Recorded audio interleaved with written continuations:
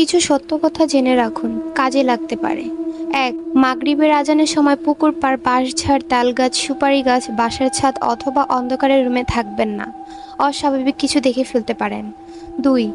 গভীর রাতে একা রাস্তার হাঁটার সময় যদি দেখেন কালো কুকুর বা কালো বিড়াল আপনার বাম পাশ থেকে আপনাকে ক্রস করার চেষ্টা করছে, তবে এটাকে কখনোই বাম দিক দিয়ে ক্রস করতে দেবেন না, আপনার ক্ষতি হতে পারে। ৩. চার রাস্তার মোড়ে গভীর রাতে একা দাঁড়াবেন না। আপনি ভুল পথে যেতে পারেন, অর্থাৎ আপনাকে ভুল পথে নিয়ে যাওয়া হতে পারে। ৪.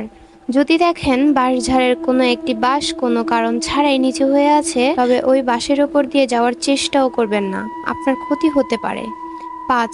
আপনি রাতের বেলা কোনো লোকের পেছনে যদি অনেকগুলো কুকুর লাইন বেঁধে যেতে দেখেন, তবে ভুলেও ওই পথে যাবেন না, কারণ লোকের পেছনে কুকুর ঘোরার ব্যাপারটা অনেক খারাপ কিছু নির্দেশ করে।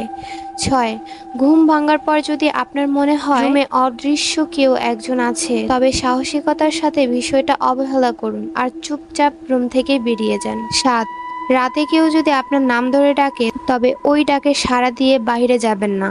যদি যান তো আর নাও ফিরে আসতে পারেন।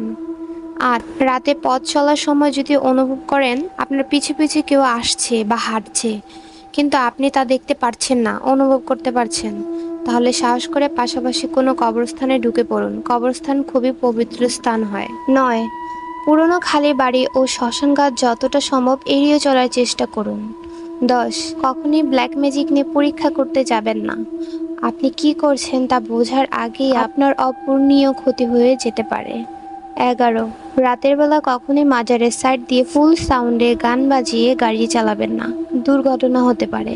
আশা করি কথাগুলো আপনার মস্তিষ্কে গেঁথে রাখবেন। কথাগুলো অন্তত স্বাভাবিক অস্বাভাবিক মনে হলে কিছু করার নেই, কারণ অনেকেই এই বিষয়গুলো নিয়ে প্রত্যক্ষ করেছেন।